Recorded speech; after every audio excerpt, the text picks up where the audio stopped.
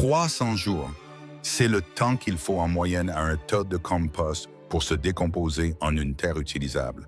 Près d'une année entière à attendre, à observer et à espérer silencieusement que quelque chose, n'importe quoi, se passe sous ce tas de feuilles mortes. La plupart des jardiniers acceptent ce délai sans poser de questions. Le compostage étant, c'est ainsi que fonctionne la nature. La patience fait partie du contrat. N'est-ce pas? Faux? Enfoui au cœur d'un programme de recherche universitaire du milieu du 20e siècle, se trouve une méthode de compostage qui réduit cette attente de 300 jours à seulement 18. Pas 18 semaines, 18 jours. Et le catalyseur qui rend cela possible coûte environ 3 $. Une simple poignée d'une substance cristalline blanche disponible dans presque tous les magasins de fournitures agricoles.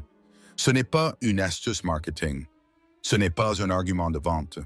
C'est de la science documentée, testée dans des conditions contrôlées, prouvée au-delà de tout doute raisonnable, puis discrètement laissée de côté des conseils de jardinage grand public pendant des décennies.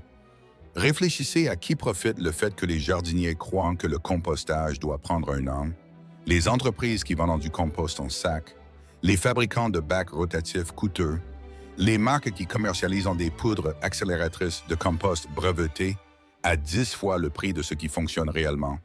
Aucun d'entre eux ne profite d'un jardinier capable de produire de l'or noir en 18 jours pour 3 $. Ce silence a un coût, et les jardiniers le paient depuis des générations. Mais d'abord, la méthode elle-même, le ratio exact, le calendrier étape par étape, l'erreur catastrophique qui ruine tout le processus, et une alternative organique totalement gratuite qui est disponible depuis le début de l'histoire de l'humanité, juste sous le nez de chaque jardinier. Voici la question que presque personne ne pose. Pourquoi un tas de compost s'arrête-t-il en premier lieu? Un jardinier ramasse des feuilles en novembre, ajoute des restes de légumes de la cuisine, jette peut-être quelques tonnes de gazon et quelques poignées de papier journal déchiqueté, arrose le tout, le recouvre et s'en va avec le sentiment d'avoir été productif. 6 mois plus tard, ce tas ressemble presque exactement au premier jour. Froid, sec, inchangé, comme si rien ne s'était passé. Certains jardiniers essaient de corriger le tir en ajoutant plus d'eau. D'autres achètent un bac rotatif en pensant que le problème est l'aération. Quelques-uns y versent des restes de marcs de café ou saupoudrent de la cendre de bois en espérant une étincelle. Mais le tas reste froid, les feuilles restent intactes. Et finalement, tout le projet est discrètement abandonné dans un coin reculé du jardin, remplacé par une autre visite à la jardinerie pour un sac de compost du commerce. L'explication standard est simple, le compostage prend du temps. Mais cette explication est incomplète, et elle cache la véritable raison pour laquelle tant de tas domestiques échouent. La réponse réside dans un seul chiffre que les pédologues appellent le rapport carbone/azote, le rapport C/N, et la compréhension de ce seul concept change tout sur le fonctionnement du compostage. Voyez les choses ainsi. Le carbone est le carburant. C'est la source d'énergie brute. Les bûches sur le feu, l'azote est l'allumette. C'est le matériau de construction dont les micro-organismes ont besoin pour se reproduire. Croître et se multiplier par milliards, sans assez d'azote, les microbes ont tout le carburant du monde, mais aucun moyen de l'utiliser. Le ratio idéal pour une décomposition rapide et efficace se situe autour de 25 à 30 parts de carbone pour une part d'azote. Lorsque cet équilibre est atteint, les microbes dévorent les matières organiques à une vitesse stupéfiante. Or, c'est là que la plupart des conseils de jardinage font défaut.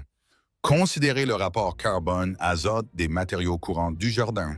Les feuilles d'automne sèches sont à environ 60 pour 1.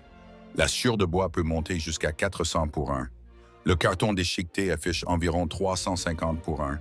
Les aiguilles de pin se situent près de 80 pour 1. La paille avoisine les 75 pour 1. Chacun de ces matériaux est considérablement riche en carbone. Empilez-les tous ensemble, ce qui est exactement ce que font la plupart des jardiniers. Et le ratio peut grimper à 100 pour 1 ou plus. À ce niveau, la main-d'œuvre microbienne s'arrête complètement. Non pas parce que les microbes sont morts, non pas parce que le tas est contaminé, simplement parce qu'il n'y a pas assez d'azote pour soutenir la reproduction. Les bactéries ne peuvent pas construire de nouvelles cellules. Elles entrent en dormance, elles attendent, et le tas reste là, inerte et inchangé, pendant des mois. Imaginez que vous arriviez sur un chantier de construction où s'empilant du bois, des cloisons sèches et des poutres en acier. Plus de matières premières qu'une équipe ne pourrait en utiliser en un an, mais il n'y a pas un seul clou, pas un seul boulon, pas un seul tube de colle. Les ouvriers n'ont rien pour fixer les éléments ensemble. Alors, ils s'assoient, ils attendent, rien ne se construit. C'est ce qui se passe à l'intérieur d'un tas de compost déséquilibré. Le carburant est là, la main-d'œuvre est là, mais l'ingrédient manquant, l'azote, maintient toute l'opération gelée. Et voici la partie qui mérite un moment de réflexion honnête. Chaque année, des millions de tonnes de déchets organiques sont transportés vers des décharges où elles pourrissent sans oxygène et libèrent du méthane, un gaz à effet de serre bien plus puissant que le dioxyde de carbone. Pendant ce temps, ces mêmes jardiniers se rendent au magasin et dépensent de l'argent réel pour des sacs d'engrais synthétiques afin de remplacer les nutriments exacts qu'ils viennent de jeter. Le gaspillage de cette boucle est difficile à ignorer une fois qu'il devient visible. Alors, la question devient, et si corriger ce ratio ne nécessitait rien de plus qu'un achat de 3 $ et 10 minutes d'effort? La substance s'appelle l'urée. Elle se présente sous forme de petits granulés blancs. Elle est disponible dans pratiquement n'importe quel magasin de fournitures agricoles ou jardinerie. Et elle détient une distinction remarquable. Elle contient 46% d'azote en poids. C'est la concentration d'azote la plus élevée de tous les engrais secs couramment disponibles. Aucun autre n'arrive à la cheville. Un petit sac coûte quelques dollars. Une seule application sur un tas de compost de jardin standard ne nécessite que 100 à 200 grammes, soit d'environ une généreuse poignée. C'est tout l'investissement. Or, le mot urée peut sembler industriel, clinique, voire un peu suspect pour quelqu'un qui a passé des années à jardiner aussi naturellement que possible. Mais l'histoire de cette substance vaut la peine d'être connue car elle change la perception qu'on en a. Chaque mammifère sur Terre, chaque chien, chaque cheval, chaque être humain produit de l'urée naturellement. C'est un sous-produit métabolique normal généré quotidiennement et excrété sans arrière-pensée. Le composé lui-même est simple. Un atome de carbone lié à un oxygène et 2 groupes amines. Il est d'origine aussi organique que n'importe quoi sur la planète. En 1828, un chimiste allemand nommé Friedrich Wöhler a réussi à synthétiser de l'urée à partir d'ingrédients purement inorganiques dans un laboratoire. Cette seule expérience a réécrit les règles de la chimie. Avant Wöhler, les scientifiques croyaient que les molécules organiques nécessitaient une sorte de force vitale mystérieuse pour exister. Ces travaux ont prouvé le contraire et ont ouvert la porte à la biochimie moderne. Un siècle plus tard, Sir Albert Howard, largement connu comme le père du compostage moderne, a passé des décennies à Indore, en Inde, à développer un système de compostage entièrement basé sur l'équilibre entre le carbone et l'azote. Sa principale source d'azote était le fumier animal, naturellement riche en urée. La méthode Indore est devenue la base de presque toutes les techniques de compostage qui ont suivi. Voici l'application pratique. Dissolvez 100 à 200 grammes d'urée dans un seau d'eau standard. Versez la solution uniformément sur un tas de compost froid et riche en carbone. Les ratios gonflés de 60 pour 1 retombent immédiatement dans la zone idéale, autour de 25 pour 1. En quelques heures, une enzyme naturelle appelée uréase se met au travail. Elle décompose l'urée en ammonium, une forme d'azote que les bactéries peuvent absorber et utiliser directement. La population microbienne, affamée de protéines, est soudain tout ce dont elle a besoin. La reproduction s'emballe, la chaleur commence à monter, et le tas se réveille. Mais ajouter de l'urée n'est que la moitié de l'équation. Ce qui se passe au cours des 18 jours suivants et le calendrier spécifique qui le rend possible est là où réside la véritable percée. Au milieu du 20e siècle, des chercheurs de l'Université de Californie à Berkeley ont mis au point une technique de compostage qui n'a jamais été surpassée en termes de rapidité, d'efficacité ou de fiabilité. On l'appelle la méthode de compostage à chaud de Berkeley, et elle transforme un tas de jardin ordinaire en quelque chose qui ressemble davantage à une usine de traitement contrôlé. La méthode est précise, chaque étape compte et les résultats, lorsqu'ils sont suivis correctement, sont presque incroyables. Premier jour, construisez le tas. La taille est critique. Le volume minimum est de 1 mètre cube, environ 1 mètre de large, 1 mètre de profondeur, 1 mètre de haut. Tout ce qui est plus petit perd sa chaleur trop rapidement. Le cœur a besoin d'une masse isolante suffisante autour de lui pour emprisonner l'énergie thermique générée par les microbes. Superposez les matières brunes, feuillez les tiges, broussailles broyées, carton déchiqueté, paille, et saturez-les soigneusement avec la solution d'urée dissoute. Le niveau d'humidité cible est celui d'une éponge fermement dessorée, humide partout, mais ne dégoulinant pas. Du 2e au 4e jour, laissez le tas totalement tranquille. C'est la partie la plus difficile pour ceux qui aiment bricoler. Mais résistez à l'envie. Sous la surface, une révolution invisible est déjà en marche. Les bactéries, soudainement équipées à la fois de carburant carboné et de protéines azotées, se reproduisent à une vitesse exponentielle. Chaque génération double en seulement 20 minutes dans des conditions idéales. Leur activité métabolique collective génère d'énormes quantités de chaleur. 5e jour, ouvrez le tas, retournez-le. Basculez les matériaux extérieurs plus froids vers le centre et déplacez le cœur intérieur chaud vers les bords extérieurs. Au moment où le tas est ouvert, un épais nuage de vapeur s'échappe dans l'air, visible, spectaculaire, indéniable. Il y a aussi une odeur, mais pas la puanteur aigre d'un tas négligé. Cela sent le vivant, la terre, le chaud, comme le sol d'une forêt après une pluie d'été, concentré et intense. Enfoncez un thermomètre à compost à longue tige au centre du tas réassemblé et regardez le cadran grimper, 55 degrés Celsius, 60 degrés, parfois 65 degrés ou plus. Touchez l'extérieur du tas avec le dos de la main. Même l'enveloppe extérieure dégage une chaleur perceptible. L'intérieur est assez chaud pour causer une véritable brûlure. Ce tas est devenu un réacteur. À ces températures, les bactéries mésophiles d'origine, celles qui ont commencé le processus, ne peuvent plus survivre. Une classe de micro-organismes complètement différente prend le relais. On les appelle les thermophiles, des décomposeurs aimant la chaleur qui prospèrent dans des conditions qui tueraient presque tout autre être vivant. Les thermophiles déchirent la cellulose végétale résistante, les revêtements cireux des feuilles et les fibres de lignine ligneuse que les bactéries ordinaires ne peuvent même pas commencer à digérer, et la chaleur fait plus que simplement accélérer la décomposition. À des températures soutenues supérieures à 55 degrés Celsius, les graines de mauvaises herbes sont détruites, les spores fongiques sont neutralisés, les agents pathogènes nocifs pour les plantes, ceux qui causent le mildiou, le flétrissement et la pourriture des racines, sont entièrement éliminés. Le tas se stérilise lui-même tout en produisant l'amendement de sol le plus riche possible. Du jour 5 au jour 17, le calendrier de retournement se poursuit tous les 2 jours.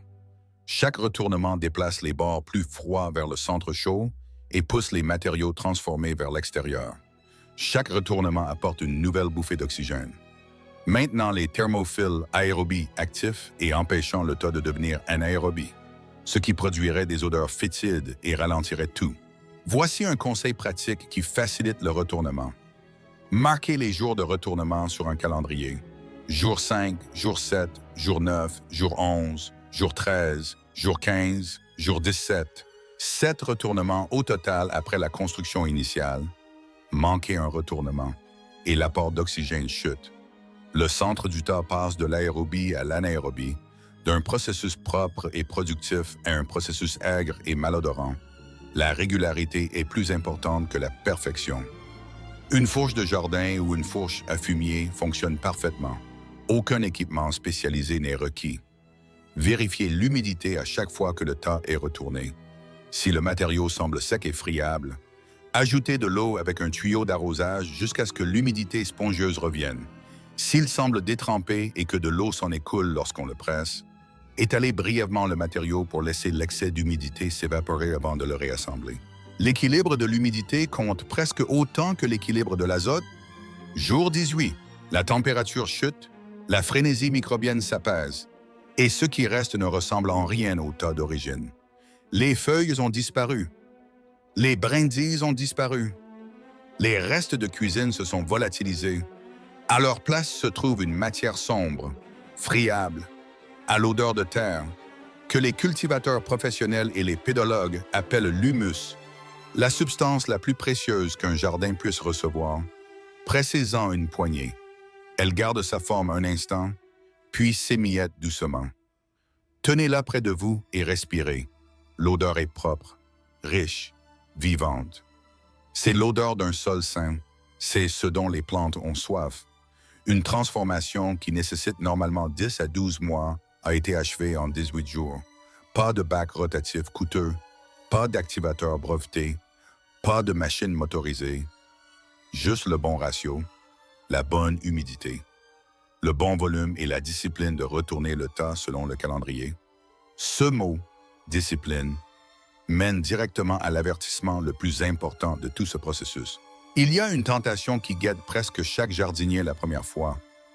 Le raisonnement semble parfaitement logique. Si une poignée d'urée produit des résultats extraordinaires, un seau entier devrait en produire de meilleurs encore. Ce raisonnement mène directement à l'échec. Lorsqu'un excès d'azote inonde un tas de compost, le rapport carbone-azote s'effondre, les bactéries ne peuvent pas consommer l'azote assez vite et le surplus s'échappe du tas sous forme de gaz ammoniaque. Tout le jardin se remplit d'une odeur âcre, piquante, qui fait pleurer les yeux, signal indéniable que la chimie a dérapé. Le nutriment qui était censé accélérer le processus s'évapore littéralement dans l'atmosphère, totalement gaspillé. Mais l'odeur n'est que le début. Un tas surchargé peut dépasser les 70 degrés Celsius. À cet extrême, les bactéries thermophiles elles-mêmes commencent à mourir. Les organismes mêmes qui stimulent la décomposition ne peuvent survivre à la chaleur qu'ils ont aidé à créer. Le tas devient stérile. La décomposition s'arrête. Une moisissure blanche, poudreuse, semblable à de la cendre, se propage parfois dans le matériau, indicateur classique d'un tas qui a surchauffé, manqué d'oxygène et s'est effectivement cuit à mort. Dans des cas rares mais documentés impliquant des matériaux très secs et denses en carbone empilés trop serrés, il existe un risque réel de combustion spontanée.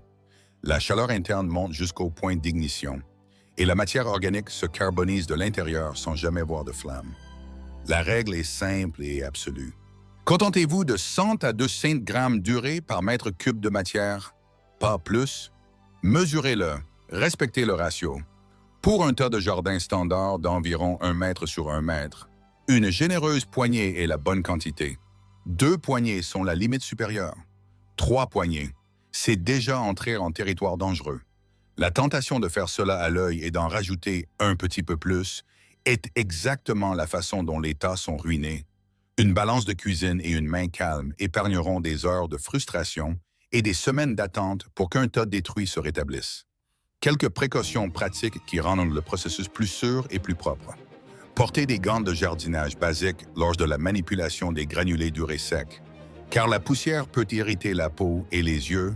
Gardez-la loin du visage et mémorisez une règle de chimie. Ne mélangez jamais l'urée avec de l'engrais superphosphate. La réaction chimique qui en résulte crée une masse boueuse, inutilisable et agglomérée qui n'aide en rien et gaspille les 2 produits. La discipline est ce qui sépare un cycle de compostage de 18 jours réussi d'un tas de matière gaspillée, puant et ruiné. La méthode fonctionne parfaitement, mais seulement lorsque l'équilibre est respecté. Maintenant, il y a une autre question qui mérite une réponse honnête. Pour tout jardinier engagé dans des pratiques biologiques certifiées, l'urée synthétique n'est pas autorisée. Elle est fabriquée par un processus industriel. Alors, où cela laisse-t-il les composteurs biologiques? Il s'avère qu'ils sont dans une position encore meilleure qu'ils ne pourraient l'espérer. Les normes mondiales de certification biologique interdisent uniformément l'urée synthétisée en usine. Cette restriction est bien établie et tout à fait légitime, mais la nature a résolu ce problème bien avant l'existence de tout organisme de certification. L'alternative est l'urine humaine, cela pourrait faire sourciller, mais considérez la chimie avant que l'instinct ne prenne le dessus. L'urée synthétique vendue en sac à la jardinerie a été initialement modélisée d'après l'urée que chaque corps humain produit naturellement comme sous-produit métabolique de routine. La structure moléculaire est identique. La teneur en azote est réelle et mesurable. L'urine humaine contient environ 0,6% d'azote par volume, ainsi que des concentrations significatives de phosphore, de potassium et d'oligo-éléments essentiels. Et voici le chiffre qui tend à changer les perspectives. Plus de 80% de l'azote et 65% du phosphore qu'une personne consomme par la nourriture quitte le corps par l'urine. Chaque jour, cette fertilité est évacuée dans le système d'égout municipal et envoyée vers une station d'épuration, au lieu de retourner dans le sol qui a produit la nourriture en premier lieu.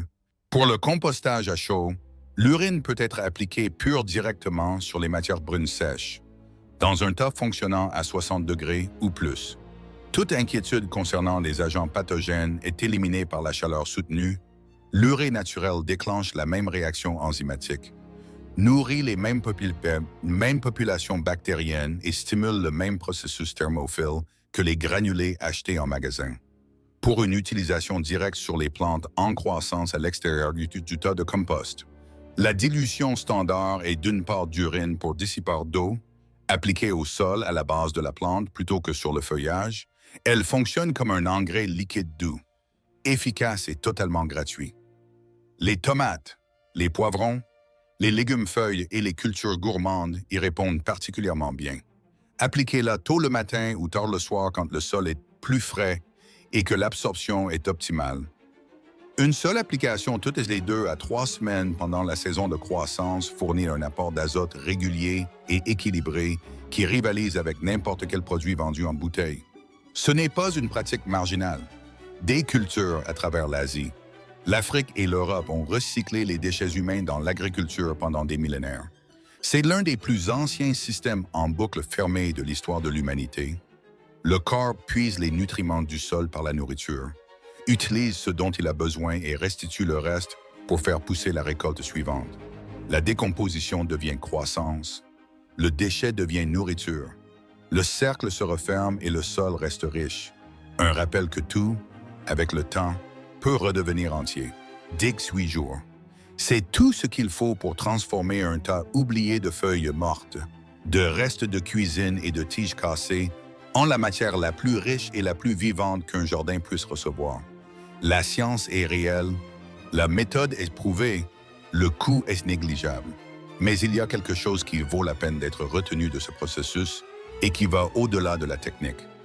Chaque tas de compost commence comme une collection de choses jetées, de matières dont le monde n'a plus besoin, des feuilles mortes emportées par le vent, des bouts de légumes coupés dans la cuisine, des tiges brisées par le vent, du marc de café vidé d'un filtre et mis de côté, individuellement.